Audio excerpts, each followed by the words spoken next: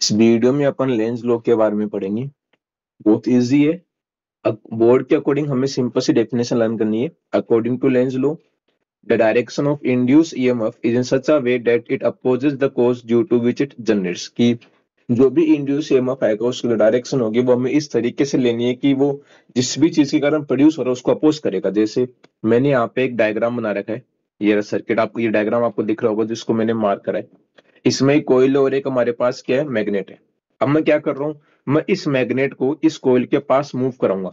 अब ये मैग्नेट कोयल से बाहर है, मतलब कोई भी मैग्नेटिक फील्ड कोयल के अंदर नहीं है। जैसे से अपन इस मैग्नेट को कोयल के पास लेके जाएंगे तो कोयल के अंदर मैग्नेटिक फील्ड इंक्रीज करेगी। इससे क्या होगा, कोयल के अंदर एक मैग्नेटिक फ्लक्स आएगा। क्यों आएगा? क्योंकि फील्ड चेंज हो रही है।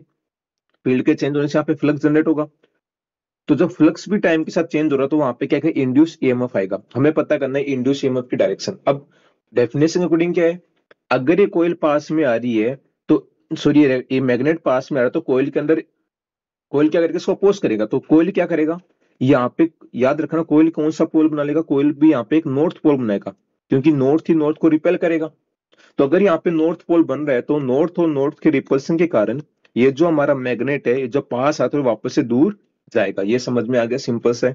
इसका मतलब है अगर यहाँ पे नॉर्थ पोल बन रहा है तो इसका मतलब है यहाँ पे करंट कैसा आएगा, एंटी क्लॉकवाइज आएगा।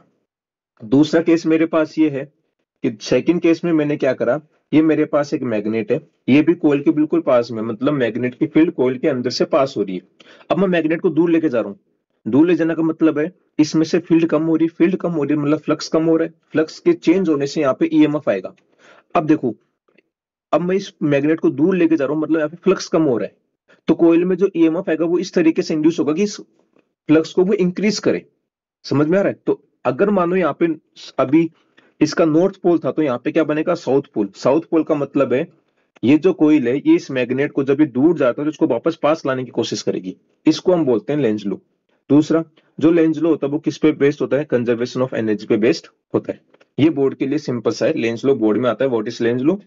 किस पे बेस्ड होता है, कंजर्वेशन ऑफ एनर्जी पे